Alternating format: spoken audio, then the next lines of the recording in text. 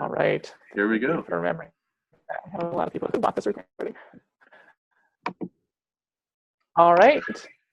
Welcome, everyone. This is our online discussion of stags, sovereignty, and the sacred hunt. And we'll just introduce each other real quick, and then we'll dive into the work. So thanks for joining us tonight. The host of our call today is Sean Donahue. He's a wonderful friend of mine. We met in Portland, Maine when we were each taking a street medic class together many years ago. I don't know, like 8 years ago or something like that. And Sean is a poet and herbalist who is deeply influenced by Gaelic history and culture. He went on an ancestral pilgrimage to Ireland just last year. We were very lucky in Vermont to get him to come and do some lectures here immediately after his plane landed in Boston. So we got him fresh back on this continent with the Irish glow still radiating all around him, and we got to hear all about it. And hearing about that trip has inspired Sean and I to do this work together and to organize the trip that we'll be telling you about later in the call.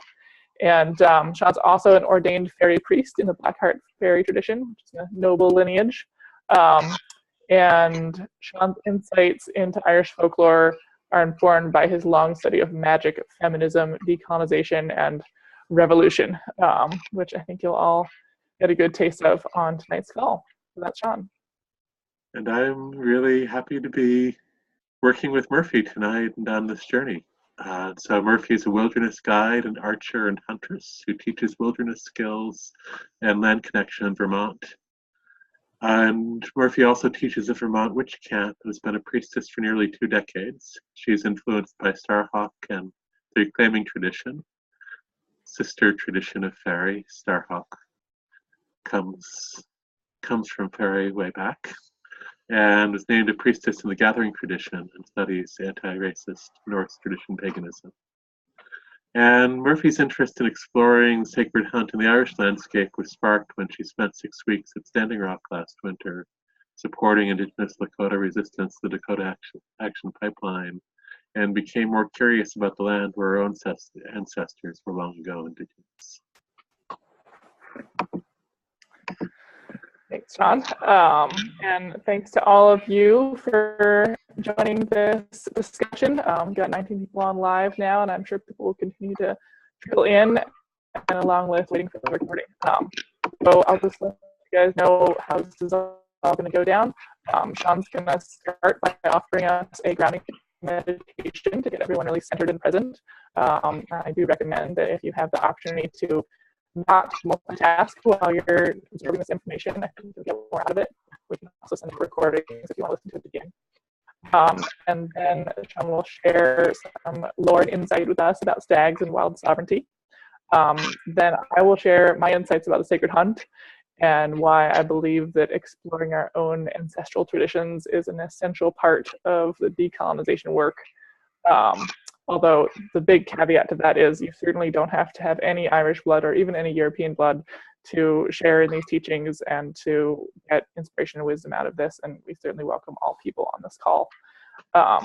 So that's where we're going to get started. And then at the end of the call, we'll give you a few more details on this trip, this pilgrimage to Ireland that we're leading together in June.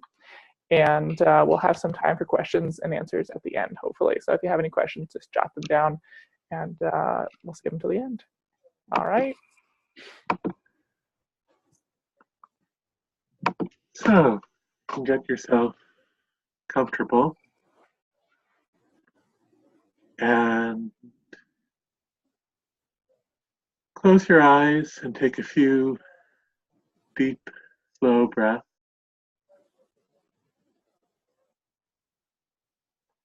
Coming into your body, feeling the ground beneath you supporting you.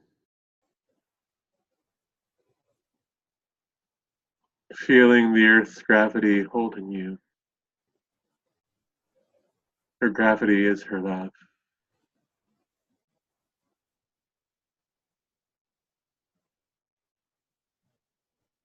Breathing in deeply again, and then as you breathe out, sending a cord down from your root through the floor and the space below, through a basement and the foundation, through dark soil, through sand and clay and gravel,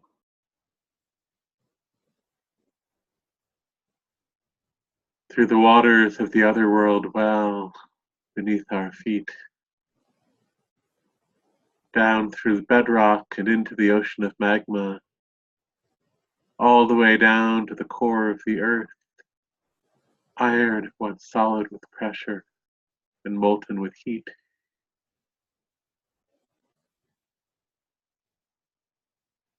Feel that iron call to the iron in your blood, and feel the iron in your blood call to it in return. And as you breathe in, draw up the heat from the core of the earth along that cord, breathing it in through your sex, letting it fill the cradle of your pelvis, flow down your thighs, your calves, into your feet and out to the tips of your toes, filling your belly and your chest and your shoulders, flowing down your arms and into your hands and out to the tips of your fingers, flowing up your neck, filling your cranium. Breathing out, feeling that cord reach down to the core of the earth. Breathing in, feel heat of earth, and that cord rising up through you, out to the crown of your head, through ceiling, the space above, through the roof and into the night air, higher and higher as the clouds grow thinner and the air grows thinner, out into the cold dark of space, beyond the moon, beyond the planets, beyond the rock and ice at the edge of the solar system, further and further till it anchors on a distant star.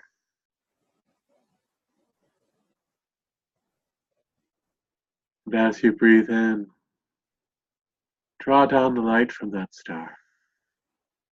Let it pour through the crown of your head, filling your cranium and your jaw, flowing down your neck and into your shoulders, down your arms and into your hands and out to the tips of your fingers, filling your chest and your belly, filling the cradle of your pelvis and flowing down your thighs and your calves and into your feet and out to the tips of your toes.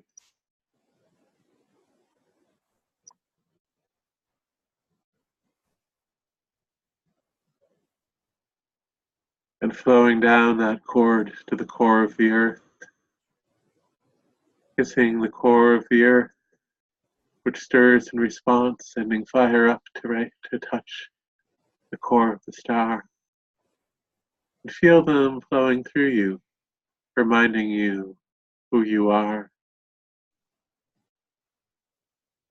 You were born at this earth, and you will return to this earth. But you are older than this earth. The iron in your blood and the iron at the core of the earth were forged together in the first generation of stars. The hydrogen contained in the water that makes up most of your body is older than the oldest star. Every particle of your being bears the memory of the original ecstasy when darkness fell in love with darkness self.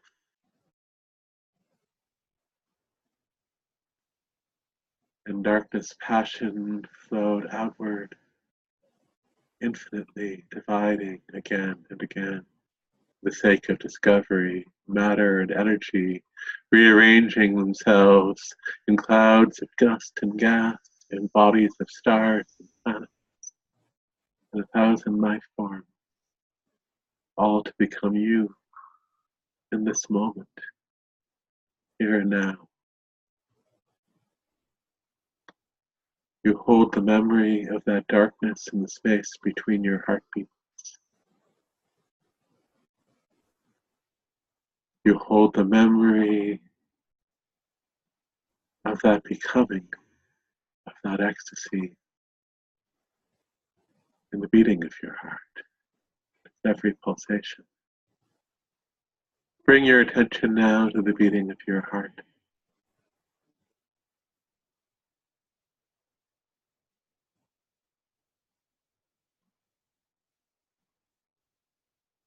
As you feel your heart beating, know that in every moment your heart has beat for you without your needing to think or to act. Even when you were so tired that you couldn't take another step, couldn't speak another word, your heart beat for you.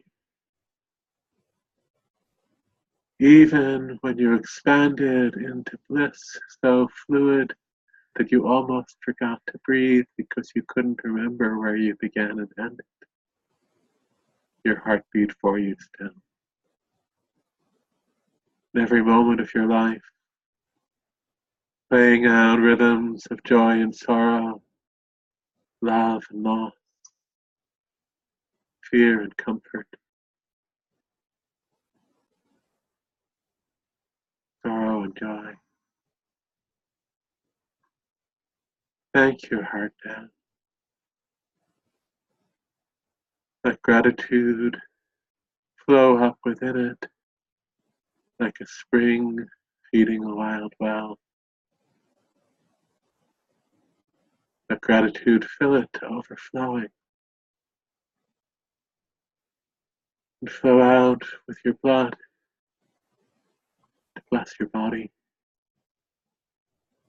As it passes by your lungs, flow out with your breath to bless the air around you, to bless the ground beneath you, to bless the water and the fire beneath the earth, to bless the earth and the moon, the sun, and the solar system, and the galaxy, stretching out all the way to the edge of the outer darkness to bless all worlds, and breathing in, gathering it back from the edge of the outer darkness, pouring in through your lungs, flowing into your blood, coming back to your heart.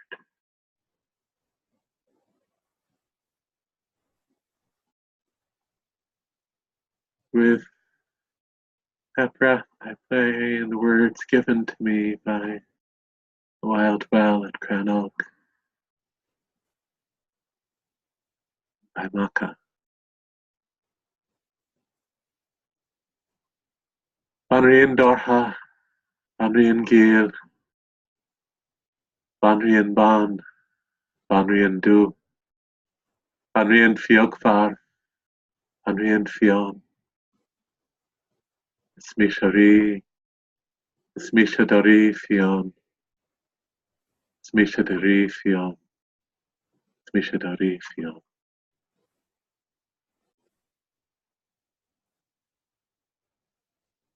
So in speaking of the origins of the Irish language, the late poet and philosopher John Moriarty said, "The reason for learning to speak is so that we can say that our river has its source in another world well,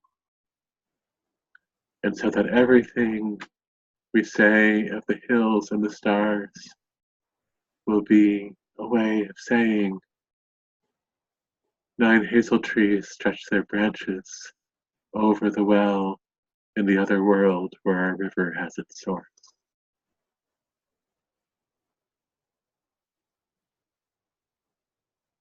All things began in the dark waters of the other world, which is not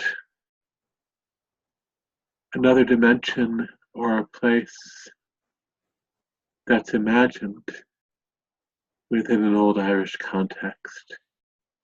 It is another place where we have not yet set foot. It's a geographical location,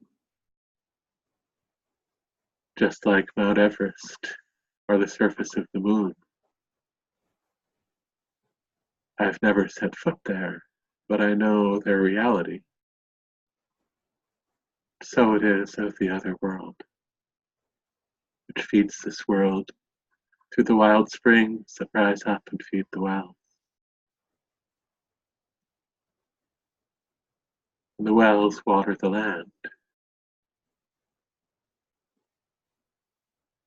And the land sustains the people. And together, the people in connection with the land.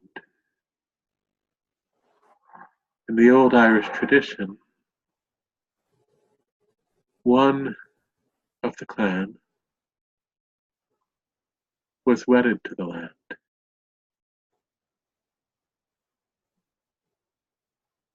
The one who was wedded to the land was the speaker of the law, who listened to what the land spoke and told the people how the land wished to be lived upon. Later, as that connection and sense degraded, that one became the maker of the law. And we refer to the ones who hold that role by the Irish word ri, which we tend to translate in English as king, but which has its relation to the Sanskrit word rig, meaning shining, as in the Rig Veda as the shining teaching. And so, in an older sense, we're speaking of the one who is luminous because of the blessing received and given in being wedded to the land, and who continue to occupy that position so long as the land and the people thrived. But if they failed in that role, their sovereignty would be revoked. What it means to have your sovereignty revoked, we can extrapolate a bit from the ways in which the Irish buried good kings and which the Irish buried bad kings. The good king would be taken to the mound behind the sacred well and buried beneath it, his body returning to the land that was his wild lover and flowing back with the waters of the well to the other world, able to be born again when it was time for that same spirit to embody again. The bad king was taken at Samhain, had a bag put over his head, leather bonds, and taken out to the bog where his body would be thrown into a pit. And the thing about the peat bogs in Ireland is that the peat is so rich in tannins that any human body thrown into the bog will become embalmed. And the body that doesn't decompose can't return to the land. So the punishment for betraying the land as king was to never return to it and never be born again. It was a very final kind of death sentence.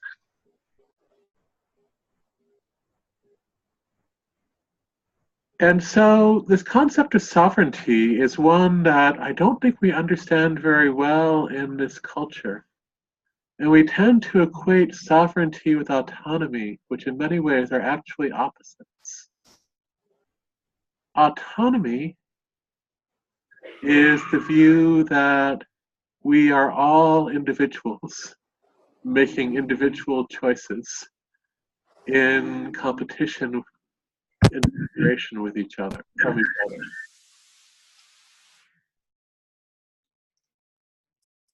It really arises largely with the philosophies of the so-called Enlightenment that come up with the the rise of liberal capitalism in the 1600s, which also is the time of the colonization of Ireland as well as North America by the British and the destruction of the Irish forest. Sovereignty is inherently relational. Sovereignty in its original context comes from that wedding to the land, that deep commitment to the land, that binding of one's own fate with the fate of the land, and the offering of oneself and one's life to the land.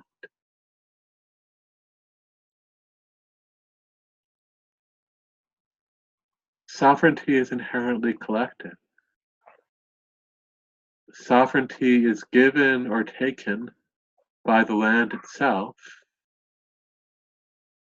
as ratified by the way in which it's understood by the voice of the community. It reminds me in many ways of the concept that the Oaxacan scholar Gustavo Cheva speaks of when he says that in indigenous communities, the first layer of being is we, which was a concept I found really challenging when I first heard it, even as somebody who is very much at odds with the dominant culture. When I first heard that, I said, oh, wait a second, I don't want to be assimilated into somebody else's group mind. And then I realized that actually that's not what it was saying at all. It wasn't saying that I don't exist. It was saying that my first layer of being is in we. My first layer of being is a collective layer of being. And I think about this in terms of the fungal kingdom and the way in which when we look at mushrooms, we can look at the individual fruiting body of a mushroom. And in many ways, we identify that as an individual organism, and in many ways that's true. But also it doesn't exist apart from the mycelial web, which connects it with all of the other fruiting bodies and which is responsible for the communication and the metabolism and delivery of nutrients that are feeding the mushrooms. And also isn't separate from the rhizomes of the trees and the ground cover that intertwine with the mycelial web of the mushroom. There are these multiple layers of identity that can all be thought of as layers of being. And so under capitalism, we have experienced the loss of that first layer of being, the severing of that first layer of being for many of us. And the deep work of recovering wild sovereignty is the work of relearning that way of being. And so for me, a part of that came with this act of ancestral pilgrimage, of going where the last people in my biological lineage who experienced the world as we lived. My great-grandparents left County Kerry in the 1890s. My great-grandfather came over with a price on his head. He was a captain in the Fenian Brotherhood, one of the groups prior to the Irish Republican Army. And my great-grandmother came over and never spoke a word of English in her life. They both grew up as speakers of the Irish language, which shapes a different understanding of the world. A friend in County Clare pointed out to me that the grammar of the Irish language makes for a different understanding of the world. That there isn't really a possessive tense in the Irish language. We cannot say, "This is my tree, this is my land, this is my cup." We say instead, "This is the tree that is with me, this is the cup that is with me, this is the land that is with me." We actually speak of emotions in the same way, not "I am sad," but "sadness is with me." A relational orientation at the level of language. And that fed a collective understanding of selfhood and community. And so going there, I want to walk in the last place where people in my biological lineage carried that way of knowing. Because my own belief is that just as we have proven biologically the existence of inherited trauma, I think there's also inherited resilience and inherited healthy memory that can be awoken through a lot of somatic cues, including ancestral languages and presence on ancestral land. And so I went to Ireland with that intention. And particularly also with the intention of finding what the way of being of the last ancestors in my lineage gendered as male, who would be gendered and male as our culture, and our culture whose experience of gender and experience of themselves wasn't defined by patriarchy, or at least and especially by English-speaking patriarchy. And I found myself surprised to be asking that question, because over the past several years, the gods and ancestors have been hammering into me the idea that our culture's gender binary, it does not reflect the reality of gender and sex in the wild world, or in the range of human experience, or in the universe. And then suddenly they're wanting me to engage this investigation of masculinity. And I was saying, what's this about? And the response was, well, it's not that masculinity doesn't exist or femininity doesn't exist. It's just that they are not the only things that exist. But when we cease to treat them as the only things that exist, they don't stop existing. Whatever gave rise to those constructs and understandings, whatever the original wild impulse behind them was, remains and needs to find new expression. Which is a question I had been with for a while. And really, it was interesting for me tracing back when I began asking that question. It was when, with the help of synthetic derivatives of the ergot fungus and an existential crisis and a fire on a January night, I had my born-again pagan experience, and then went out the next day and bought my first copy of Starhawk's The Spiral Dance. And I came across a passage within it where she writes about the horned god, or the antlered god. And she says, "The image of the horned god in witchcraft is radically different from any other image of masculinity in our culture. He is gentle, tender, and comforting, but he is also the hunter. He is the dying god, but his death is always in the service of the life force. He is untamed sexuality, but sexuality is always a deep, holy connecting power.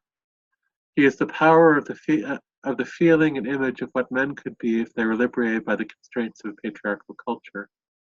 If man had been created in the horned god's image, he would be free to be wild without being cruel, angry without being violent, sexual without being coercive, spiritual without being unsexed, and able to truly love."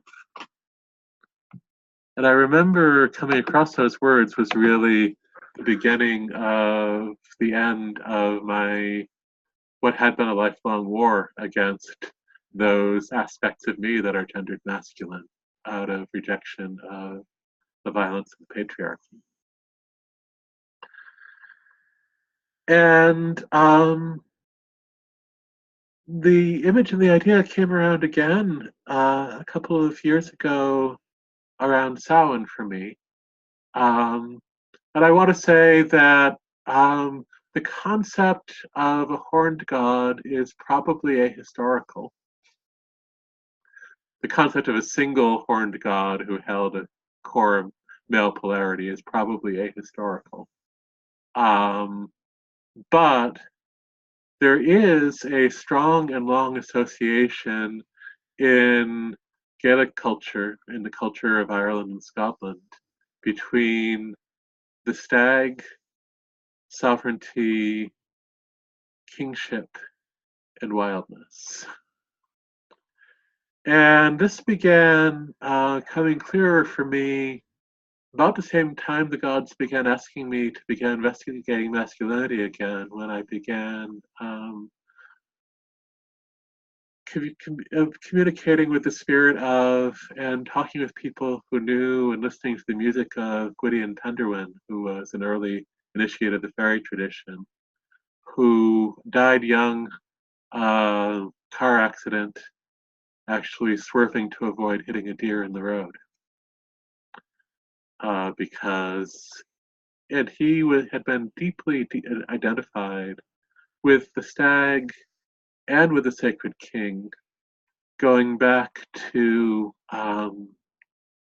experiences he had meeting the Morrigan, the wild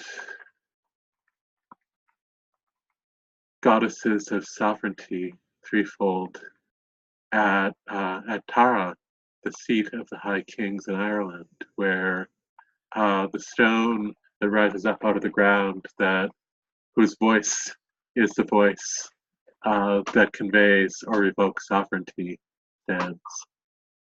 And he felt a deep call to embody the lesson of the wild king, of the sacred king, by wedding the land and giving his life to the land and to the people, which he did as a priest and as a bard, one of the great musicians of the pagan revival of the 1970s, and who wanted me to understand the importance of that deep marriage to the land and of that recovery of the concept of sovereignty.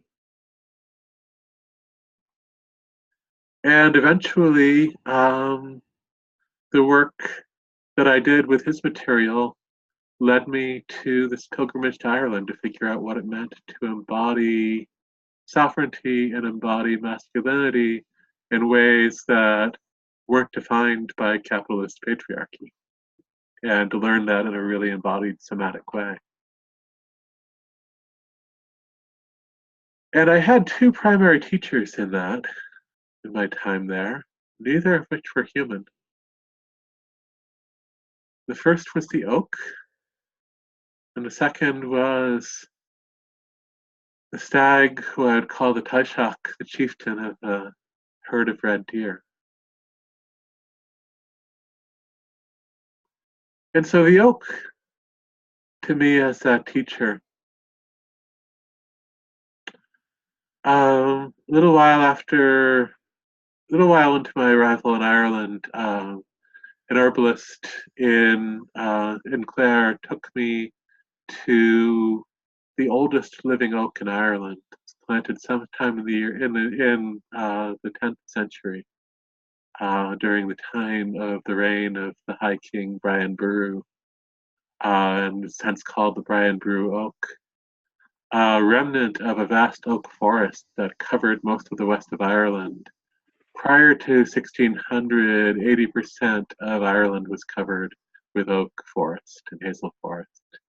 That forest was clear cut by the British in the 17th and 18th centuries for two purposes, three purposes really. One was to break people's sacred connection to the trees, which hold an important and legally protected place in Gaelic culture. The second was to deny cover to rebels who were in hiding. And the third was to provide the timber to build a navy and a merchant marine to colonize North America and to build a fleet of slave ships to kidnap people from Africa and bring them there. But this old oak that had seen this all, that was the last survivor of the forest I'd been part of. Being in its presence, I felt like I could spend my entire life sitting under this tree and still have 10 more lifetimes of things to learn.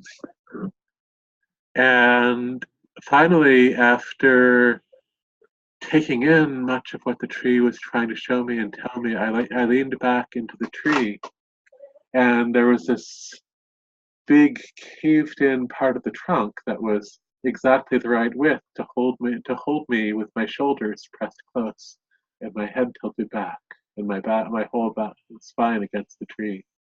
And leaning into it, I felt held in this really powerful way. And at first I thought, oh, this is so maternal. And then I realized that no, what this felt like actually was more related to what our culture genders as masculine. It was, and the oak was showing me a masculine holding and masculine nurturing, and showing me that a part of inhabiting a wild masculinity that is wildly sovereign is about holding that kind of holding space and that kind of solid, quiet nurturing that the oak was bringing. And so I was integrating that lesson all through my body and spending more and more time with oaks as I was traveling across the landscape. And towards the end of my time there, I was in Killarney National Park, surrounding the lands of my ancestors, in fact, surrounding my ancestral castle. And I spent some time praying with an oak, and then asked to be shown what I needed to see next. And as I walked around the corner, a massive stag came out of a thicket with antlers as wide as my arm span, standing just a short distance from me. Immense. The red deer are actually elk, and they are the red deer of this park are the last remnant of the wild red deer that have been in Ireland since before the last ice age, and which were lost from the country when the forest was destroyed. And the red deer stood still and looked at me, and then first cantered casually across the field, trying to lead me away from the herd. And then went back when I wasn't leaving and circled the herd.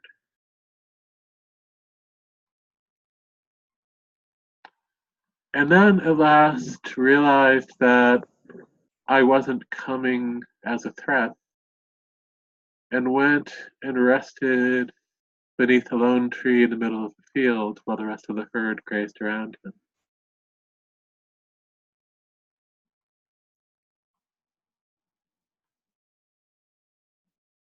And then a doe approached him and bent her haunches toward him,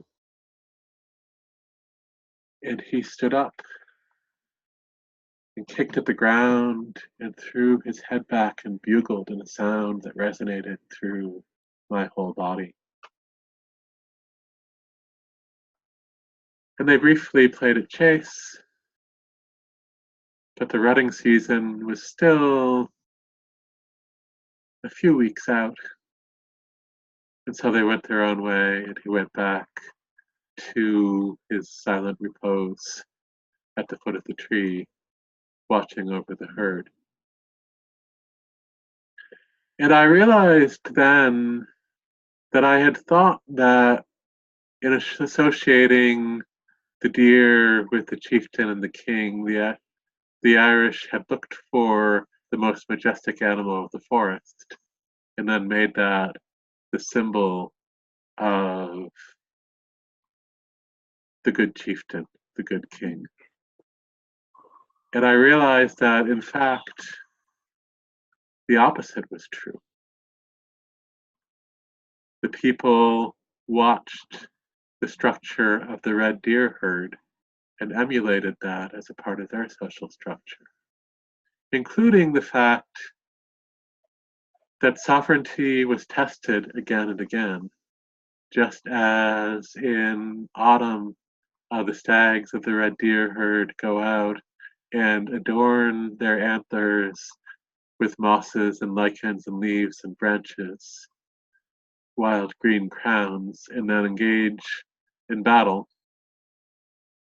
but never to the death. And always the one who prevails will be the chieftain until the following fall. And the others will go back to being members of the herd until the year comes round again and the opportunity exists again for that test of sovereignty right before Samhain. Samhain traditionally being the time of the blood harvest, the culling of the herd through the hunt. Across the waters, the British traditional witch Robert Cochrane would say that the mystery of the roebuck in the thicket, which also refers to the red deer stag, is that he is at once the hunter, the hunted, and the hunt. Because the hunt comes, the season of death for the deer comes also in their rutting season. So the roebuck in the thicket is the hunter as he runs in wild rut, but he is the hunted as he flees the human hunter. And in being both, he himself embodies the hunt. So central was the deer to Irish understandings of relationship to the land, that the word for deer, fia, is closely related to the word for wild, fionn, and then the sacred warriors who rise up to defend the land are the Fina. The two major political parties of Ireland incorporating Fina into their names, but not really serving that role of defenders of the land. Fine Gael and Fianna Fáil, Fianna Fáil rather. But Fia, Fionn, Fianna, Fina, Fia the deer is wild, Fionn, and the wildness of the deer is emulated by the warriors who are the defenders of the land and the people, the Fina.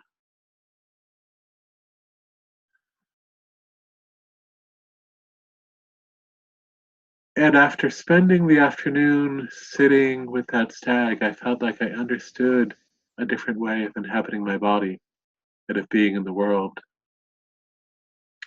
And coming back to this land, I worried about whether I could sustain that, whether away from this ancestral homeland where I felt at home in a way I never had been before, I could continue to be the person who I learned to be, to embody what I learned to embody when I was there.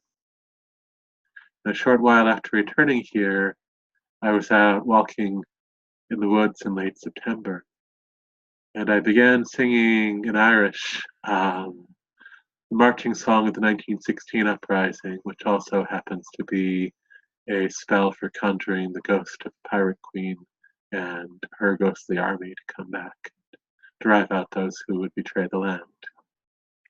Oro shedva hawelya, oro shedva hawelya, oro shedva hawelya, anishar hatan torig.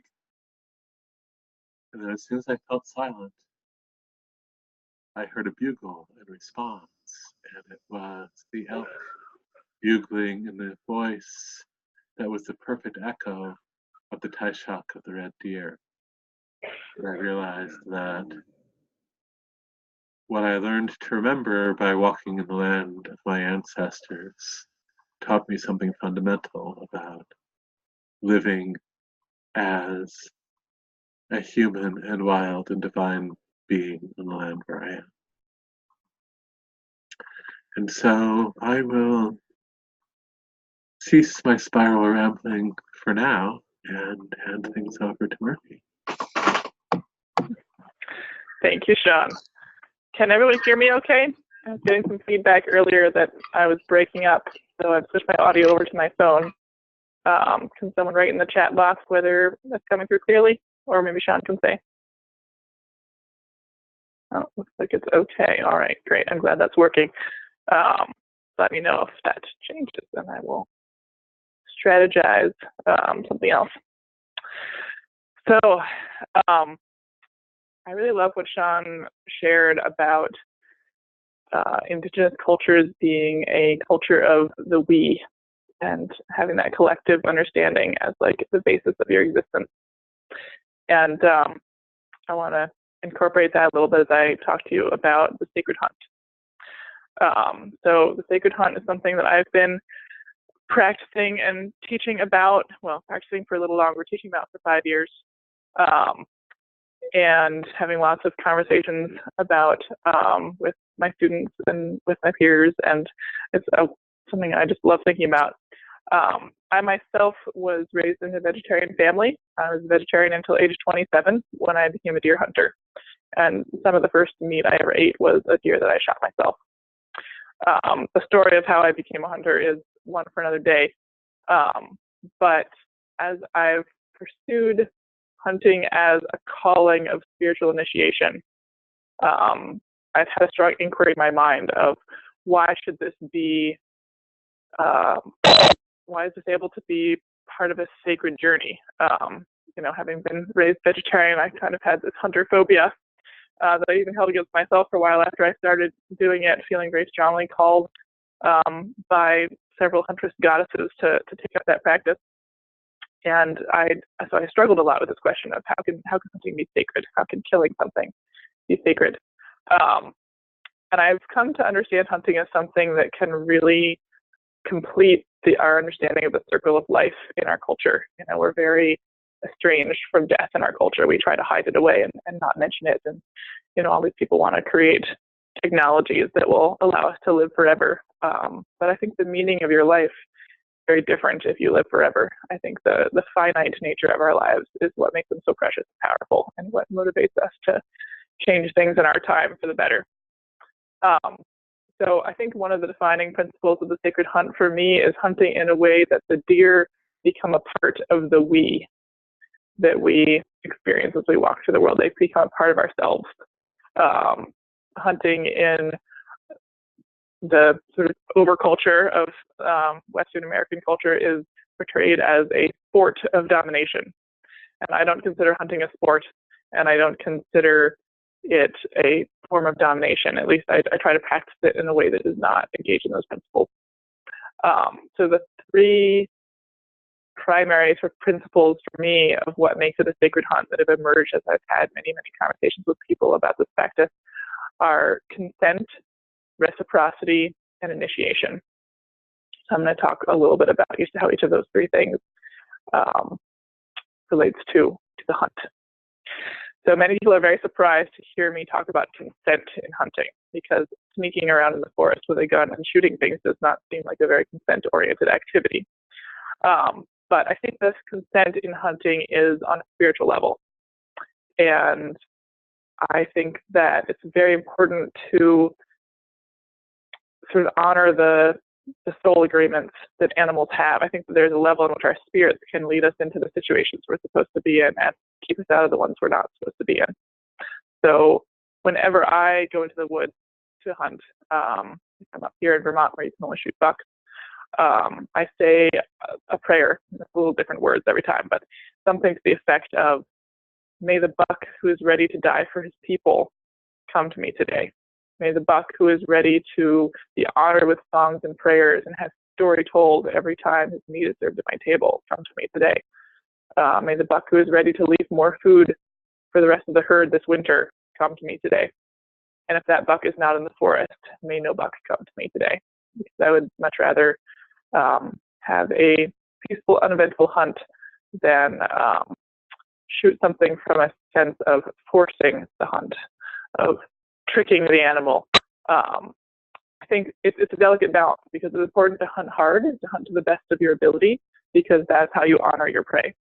But to do it from a position of openness to receiving and of putting out an invitation and calling something to you by using your hunting skills is the way that I want to be oriented when I'm hunting.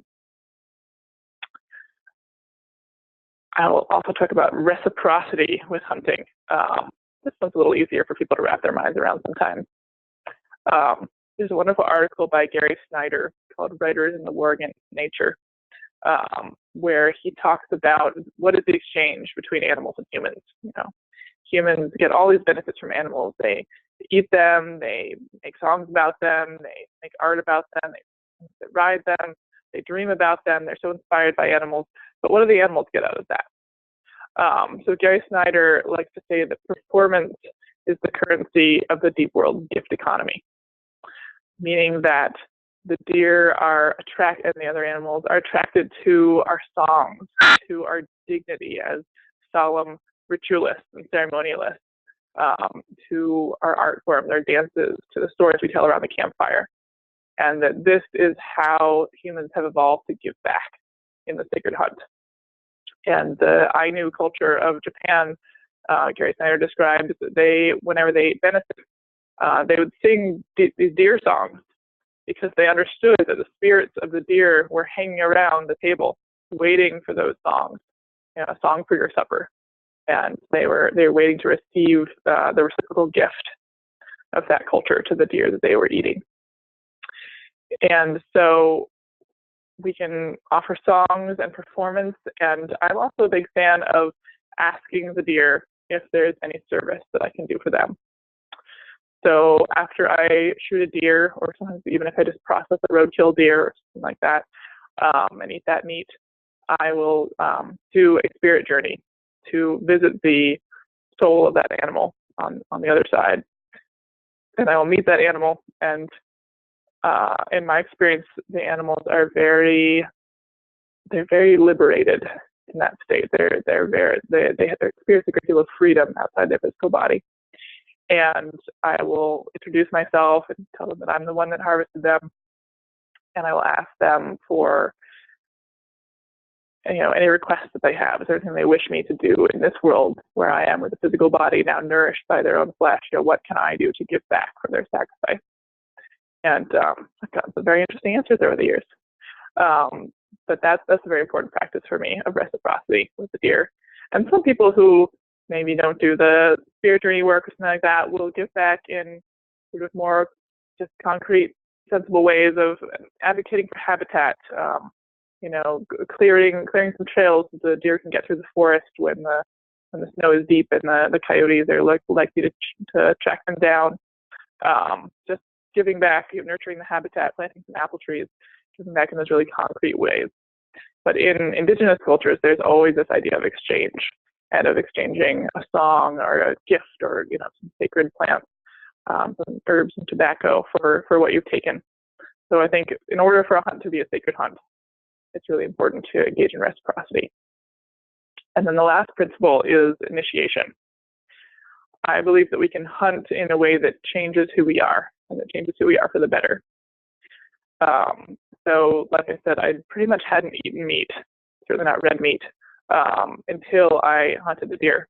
So eating the tenderloin of that deer was some of the first red meat I had consumed in my life. And it was a really intense experience for me to be consuming the flesh of this other animal that had died so that I could eat, especially knowing that my bodies were very well adapted for a vegetarian diet. I don't have to eat red meat for my health. And the gravity of that was very intense for me. And it called me to a higher and more relentless way of living my life. I basically felt that after I had eaten the meat of that animal that had killed myself, I could no longer take the easy route out. There were no excuses for me. I really had to live my callings, to teach and share what I have to teach and share in the world, and to work really hard and make the sacrifices necessary to try and change the world and make it a better place for my descendants and for the descendants of that deer as well. And so becoming a huntress has made me into a person who's just very much more committed to following through and doing the hard thing and doing the right thing.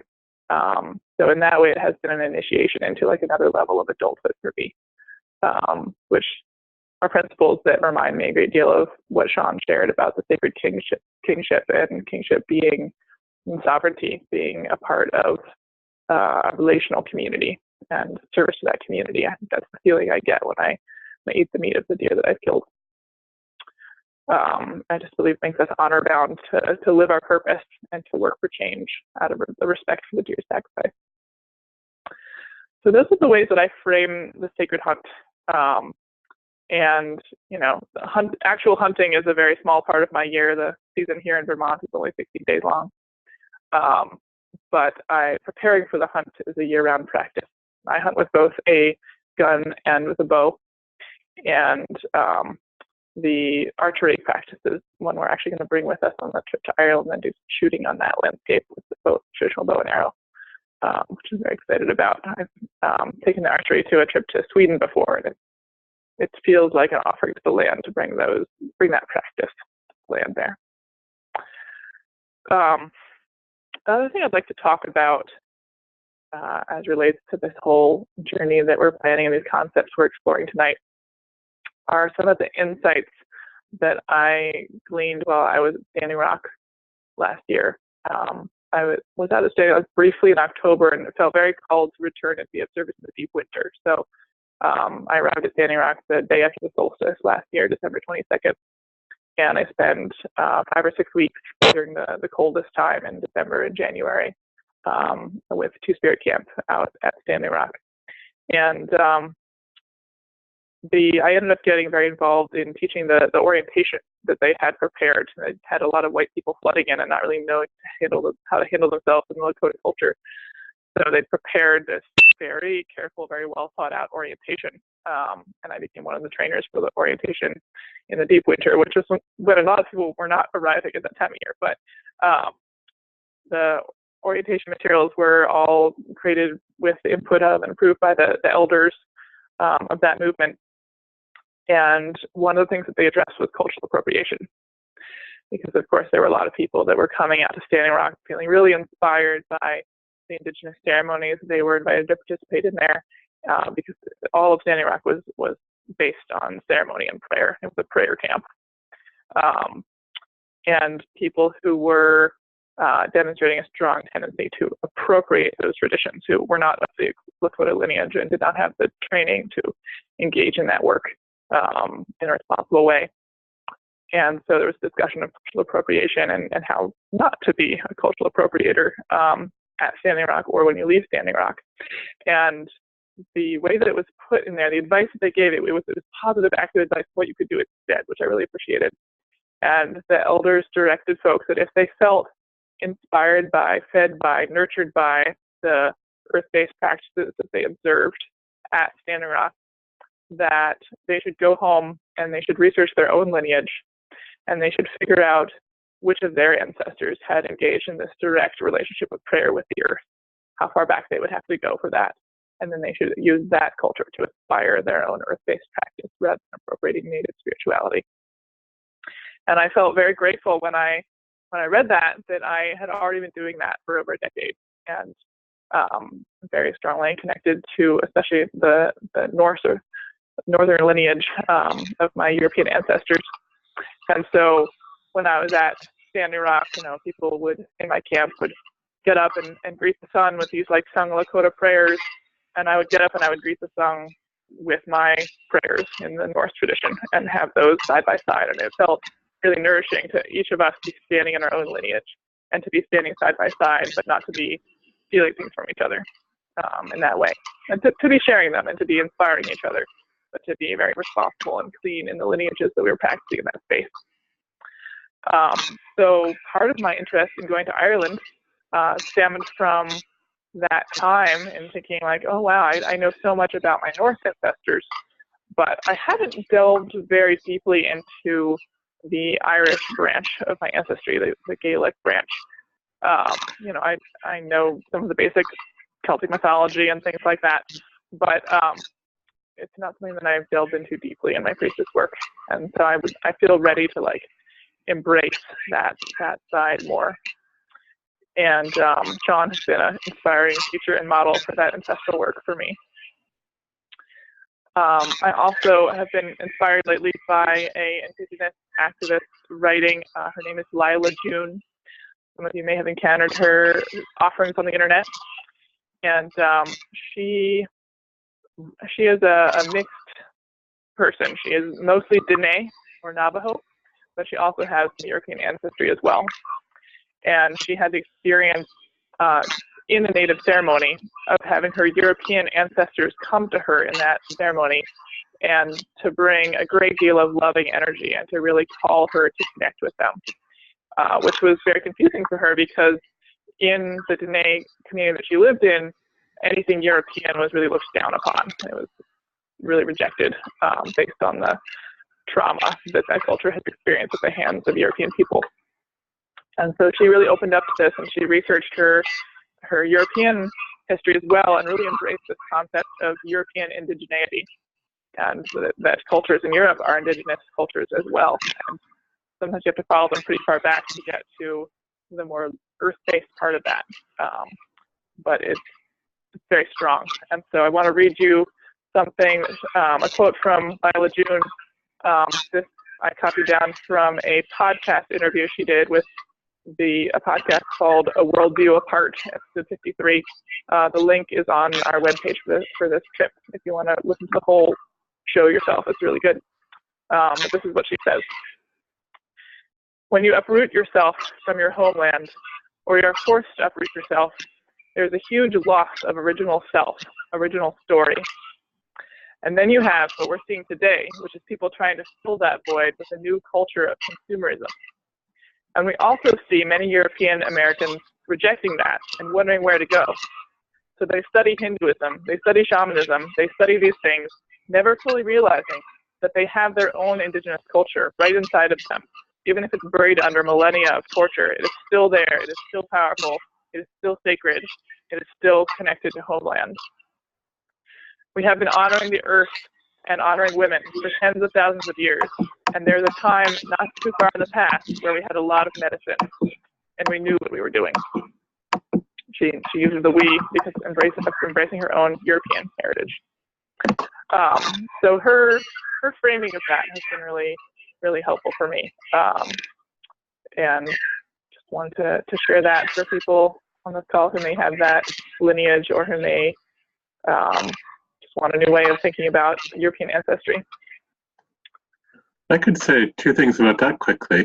One was I learned so much about the history of the colonization of my people from Indigenous people on Vancouver Island, and it was there that the children and grandchildren of residential school survivors told me that the origin of the residential school system in Canada was modeled on what the British first did in Ireland, that they found that in outlawing the Irish language and taking children out of their homes and forcing them to be educated in English, they could go a long way in breaking resistance. And then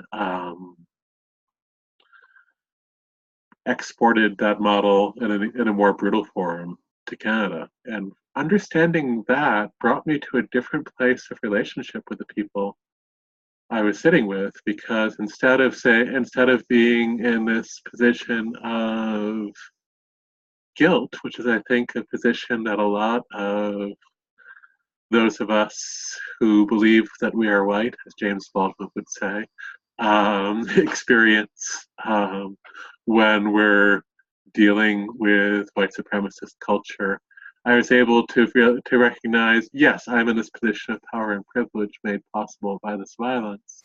And I am also the great-grandchild of people who lived through a similar experience, one of whom put his life on the line in order to try to reclaim his people's right to their language, and one of whom, even after she knew only a few other people who spoke her language, would not speak the colonizer's language, even in exile.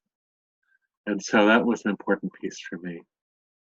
And then, sort of full circle, it was interesting to me that a lot of the folks I talked with in Ireland didn't follow most events in the US very much, but a lot of them followed Standing Rock really closely, because local sense of connection to the land is connected to the wild sacred wells of each community, and so sacred waters are a familiar concept.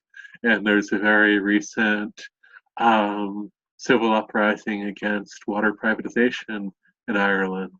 And so there was that sense of solidarity there, and also the sense of the incomplete revolution.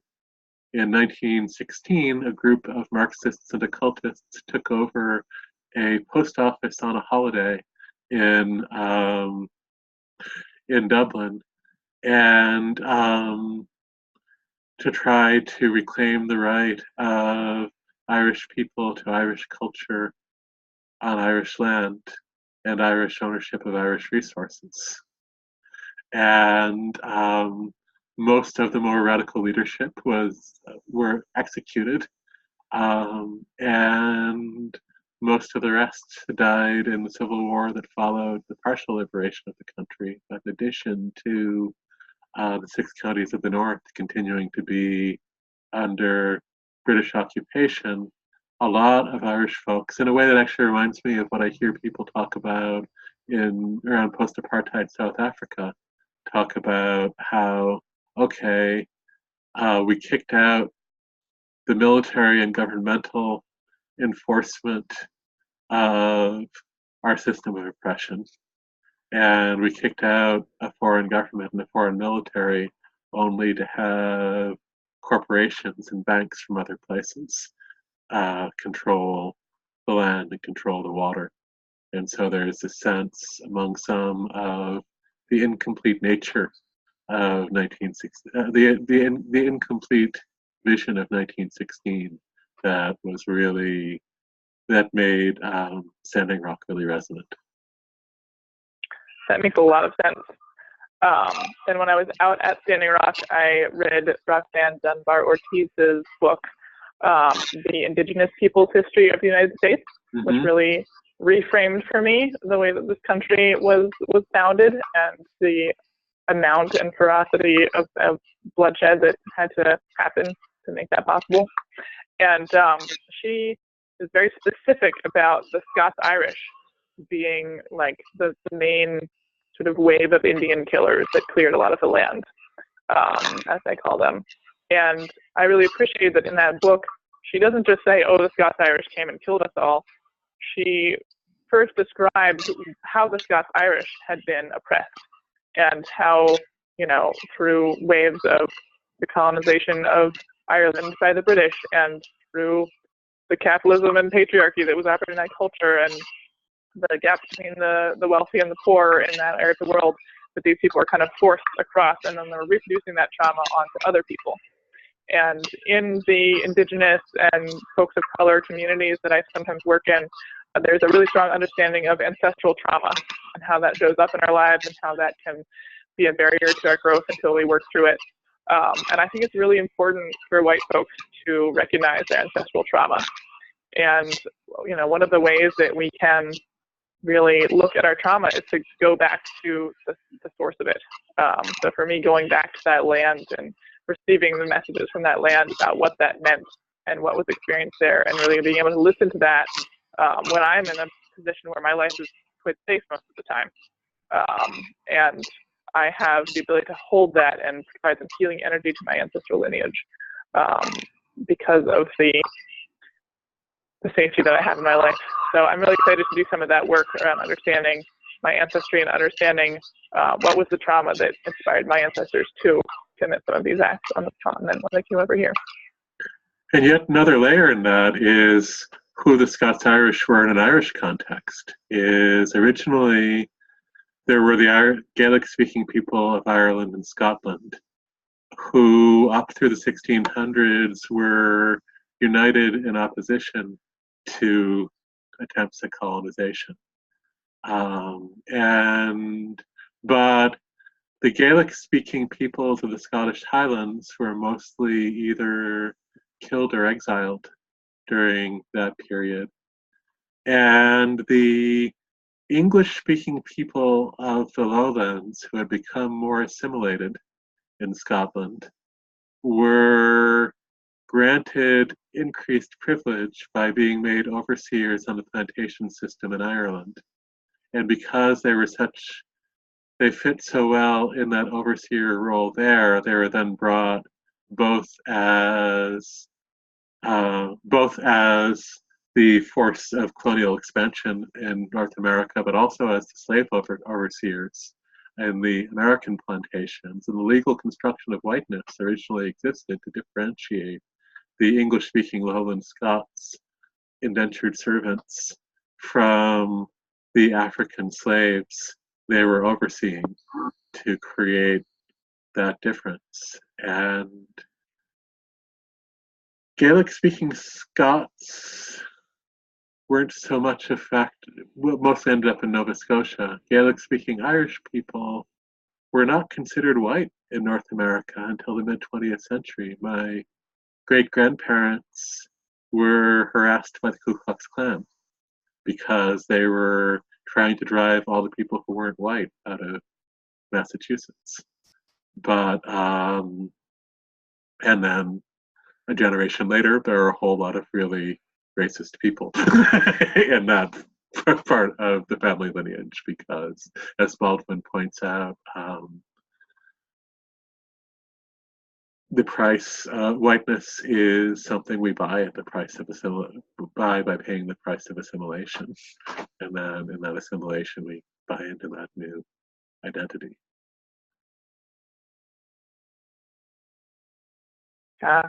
These threads go deep.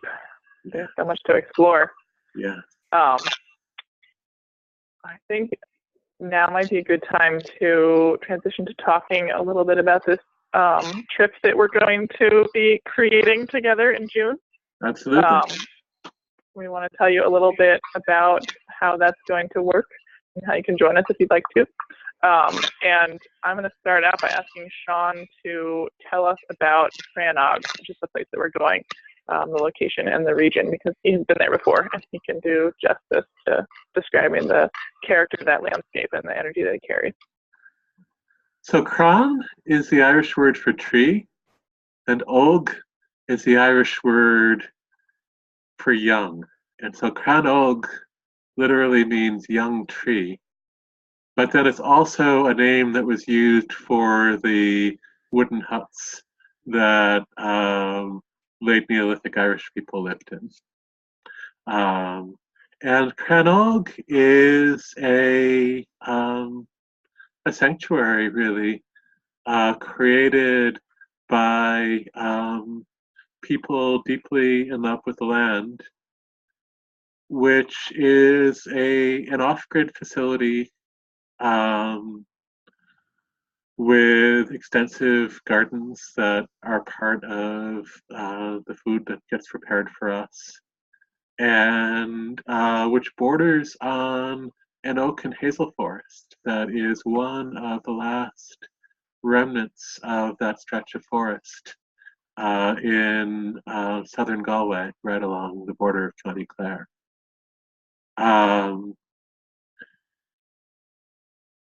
The forest is a powerful teacher that holds deep, deep memory there. There are not a lot of places in the Irish landscape remaining that look like that, although the forest keeps trying to return and will one day when there are no longer enough petrochemicals for the herbicides that prevent its return.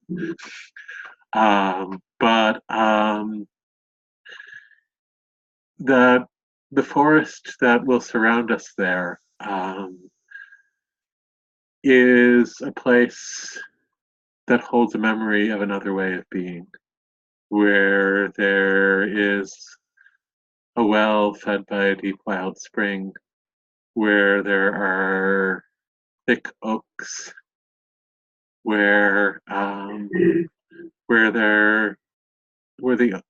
the oak forest leads up to a hill that opens into a heather meadow, all purple and blooming, where the deer often come at sunset. And it is a place that's really dedicated to the preservation of the land and the resurgence of a culture of honoring the land. And the people there are tremendously generous in sharing what the land has taught them, and tremendously generous in allowing us to come and live there. It's a place I go back to in dreams, so I'm very happy that I'll be there again physically in a few months' time. I'm really excited to see this place and experience the traditional forest structure up there and just connect with that land. So the time that we're going to be going, we're going to be there from June 3rd to June 9th of this year, 2018. So it's 1 week. We'll be staying at Cranog, and they will be preparing all the meals with like local farm fresh ingredients, some of them from that land. They can cater to vegetarian and gluten-free diets if needed. And then the work that we want to do with this group will be between 12 and 20 people. So a nice size for diversity of connection and between people, but also being able to really focus as a group. And we want to have time to really connect with the land, visiting special sites around that landscape. Sean's done some really good work visiting sites when he was there last, so he knows some of the best places to go.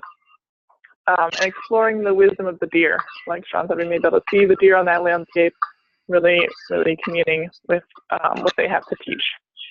And the wisdom of the land and the wisdom of the ancestors, some of the revolutionary ancestors of that land as well. And where we'll have a practice of sacred archery while we are on that land, as practice used as a tool of insight and inspiration, mindfulness. We won't be doing any actual hunting on this trip. That's not what this is about, but we'll be engaging with that archetype and engaging with that energy within ourselves. And we'll share a lot of these activities together with each other, but we're also going to make sure that there is some unstructured time that you can use as you need to spend exploring the landscape or connecting with other people on the trip, or whatever you need to do in that space and on that land. So we're really excited about how this is coming together. If you want to join us this year, we have an early bird price. If you make your decision by in bulk by the beginning of February, you can join us for $1,650. It does not include your plane ticket to Shannon Airport in Ireland, but it should include everything once you get there. And then it's $100 more if you are going to join us later than sign up later than the beginning of February. It would be $1,750. And for those who are excited to reserve their spot right away, If you sign up by the end of this Sunday, so midnight on January 21st, Sean will send you a free audio recording of a class that he did on the oak tree. Do you want to tell us a little more about that class, Sean? Yeah, and I'll actually also throw in my hawthorn class because it connects deeply. Ooh, The awesome. hawthorns on that land.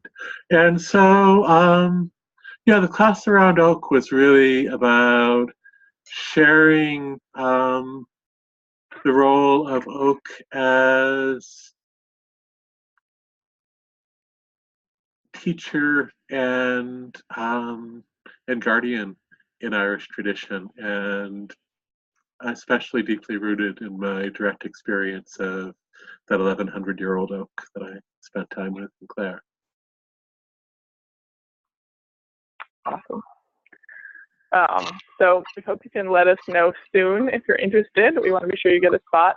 And also, I mean, Sean and I are just two people who are pulling this together. I've led one other international expedition, but this is not something that we do all the time. We're just organizing with these wonderful folks at Cranog, you know, putting forth a lot of our own money as a deposit for this trip.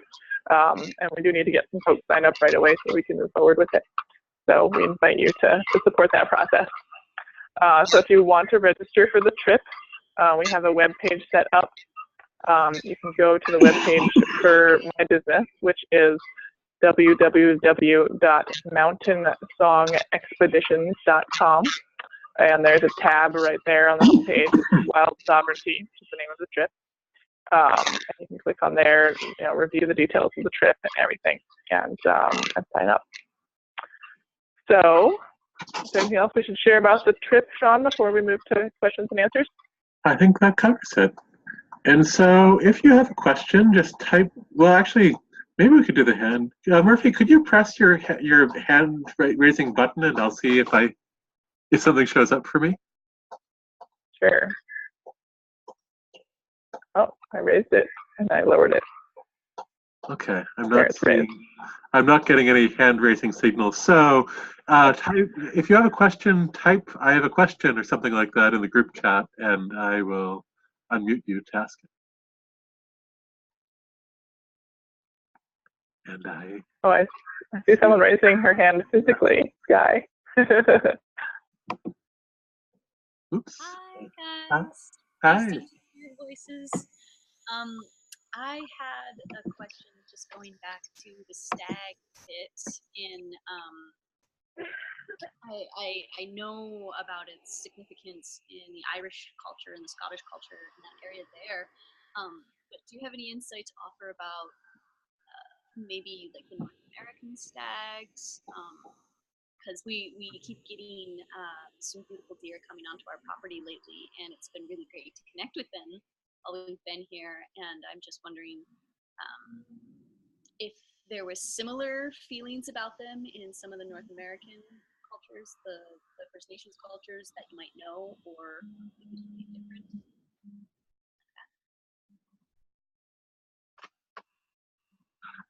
Do you have thoughts on that, Murphy? The North American, the white-tailed deer and the mule deer are different species from the red deer in Ireland. The red deer are actually a form of what we would call elk on this continent, which is why they have those big, huge spreading antlers. And I don't know a lot of like indigenous lore about the deer. I know here where I live in so-called Vermont is unceded Abenaki territory, which they called Indakana. That's the indigenous name for this region.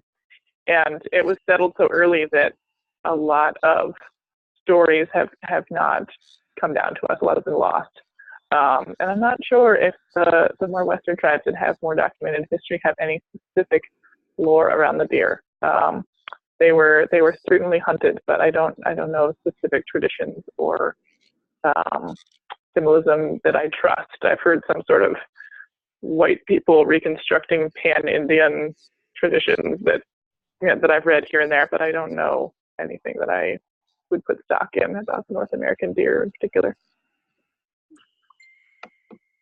Yeah, I don't really either, unfortunately. I feel like I have what both the white-tailed deer and the elk here feel like to me and teach me directly, but I'm living on territory of the Yakama Nation, and I don't know the local deer stories yet.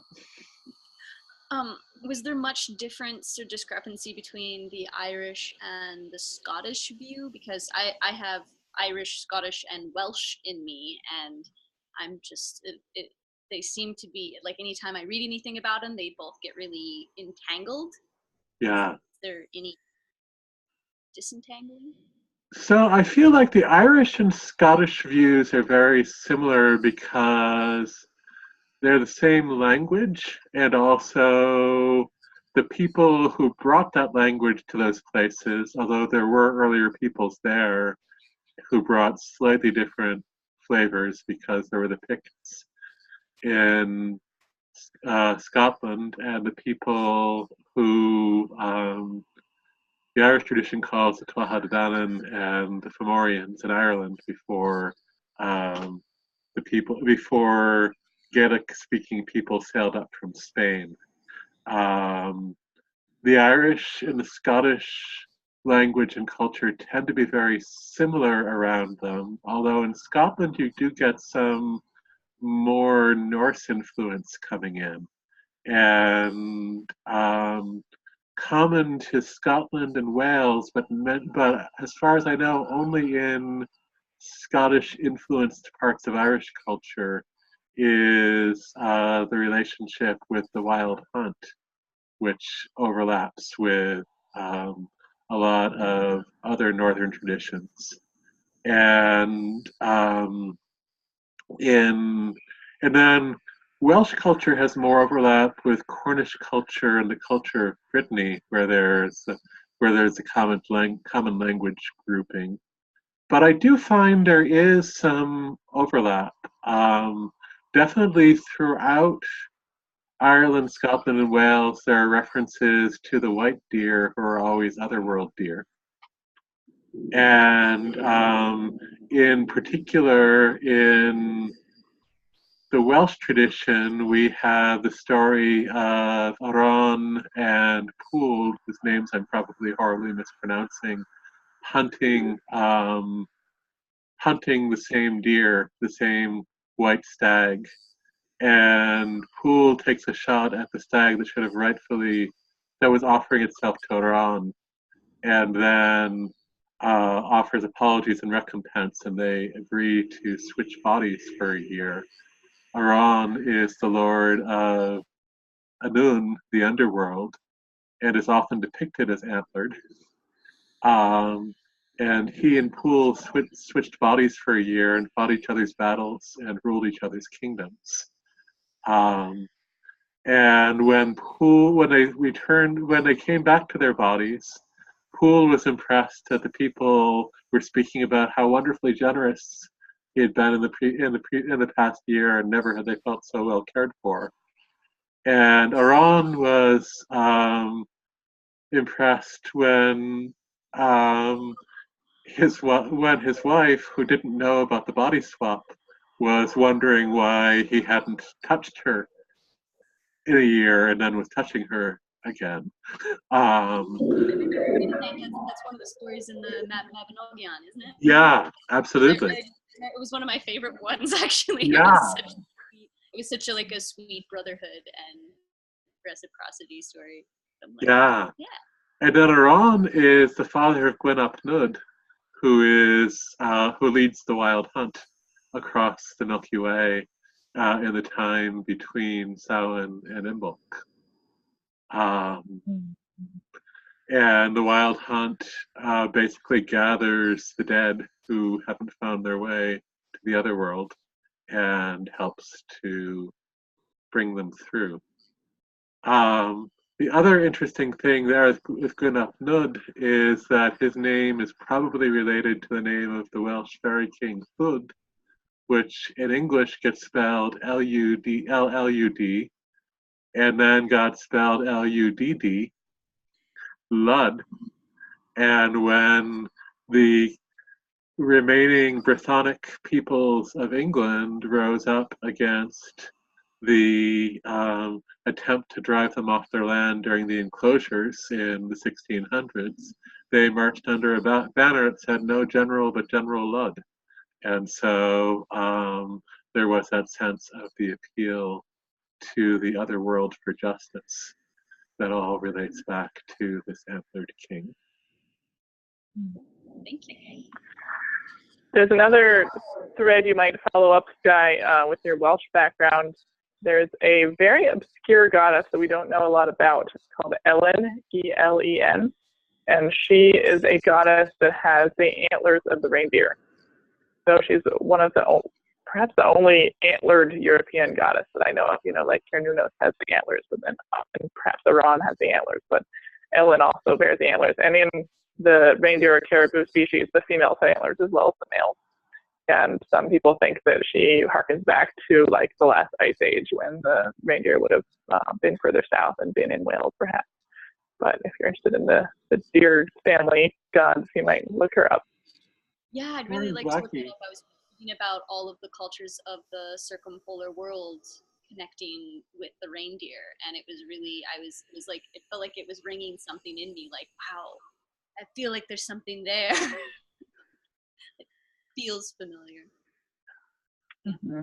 Yeah, Sharon Blackie writes really nicely about Ellen of the Ways in If Women Rose Rooted, which is a generally great book for people in general, but especially people with ancestors and with ancestry on either of those islands. What was that author? Sharon Blackie, Blackie. She has a school of myth in the west of Ireland, but which she started after quitting her corporate job in London.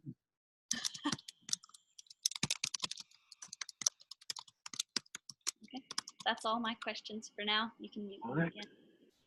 Thank you. I see that Grail Corsini has written in the chat that she has a question. Okay. I'm missing. Who did you say does? Not showing up. Grail Corsini. Oh yeah, I don't know. I was seeing her. Okay.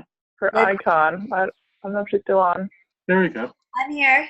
Hi. Oh, great. Hi. Thank you so much, the both of you. I'm incredibly grateful.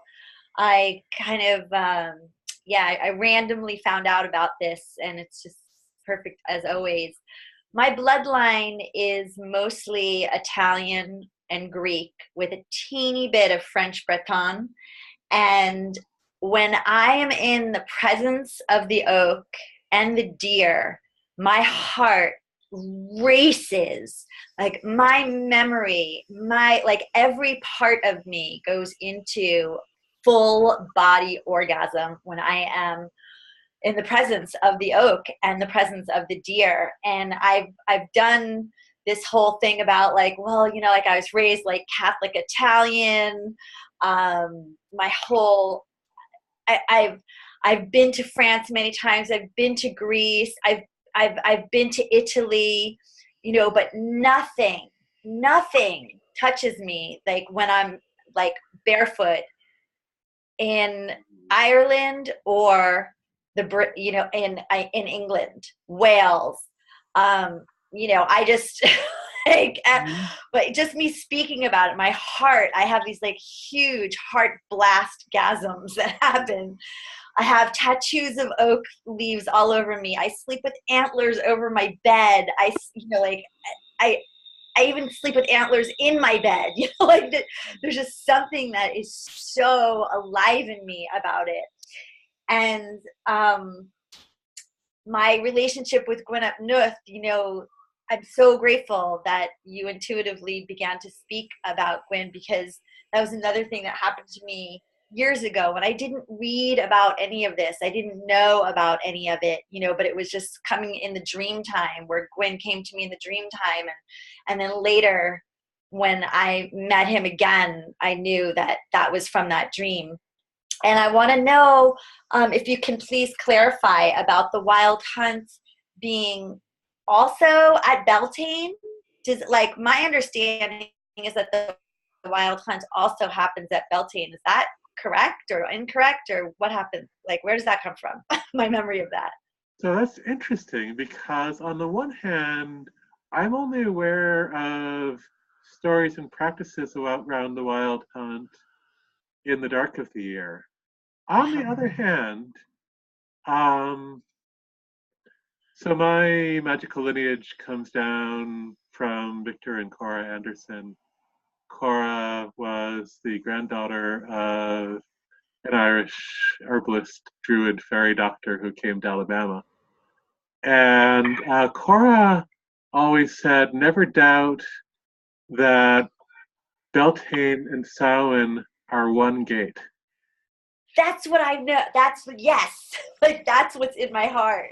And so that's held gorgeously in the mystery of the hawthorn, because when the hawthorn blossom is young, it smells of sex. And when the hawthorn blossom begins to grow older and wilt, it begins to smell of death. It's all actually all because of the same compound. Hawthorn releases a compound called triethylamine, which is present in human sexual fluids, but also released by our bodies when we die. And the difference in the subtlety of the scent probably has to do with the other light aromatic molecules released when it's young that are depleted when it's older. But in the original celebration of Beltane was marked not by a solar event, but by the day that the hawthorn first bloomed. And that was that invitation into that shift, into that opening. And we can think about how, that other pole being marked at Samhain when the last fruits are withering on the hawthorn tree. And we can think about the French referring to orgasm as the little death. And it's one gate. It's one gate, whether you are dissolving your boundaries in ecstasy or releasing your boundaries permanently. It's one process from the standpoint of the other side of the gate and from the standpoint of the gate itself. And that became really clear to me in a deep, visceral way. And this is purely like unverified, intuitive, somatic knowledge.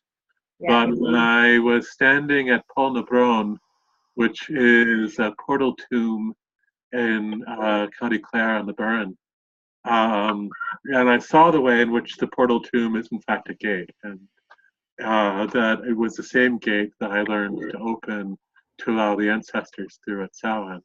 But then I saw that in fact that gate is the same gate of ecstasy, and what I had a vision of was the entire tribe gathered around the tomb, because it's a collective tomb. The whole tribe would be buried together. And I had a vision of the entire tribe gathered around the tomb at Beltane, and people making love. And no matter what the sex and gender of the people involved, no matter whether they were biologically fertile or not, everybody's ecstasy served to open the gate to invite the dead of the tribe to come into new wombs to be born into the tribe again. And that was because it is that same gate, and we can open it either way. Yes. Thank you. Thank you for Excellent asking. confirmation. Yeah. Thank you so much. Thank you.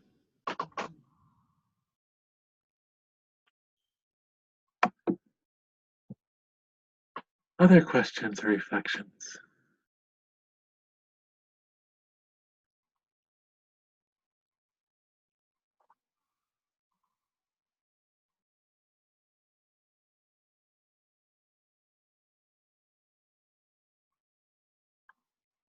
Well, perhaps then we will bid good night. Thank you to all of you who collectively, whether speaking or silently, fed into the arising consciousness here. And thank you to Murphy for being my amazing co-teacher and organizer and fellow traveler in both the revolutionary and the literal sense. And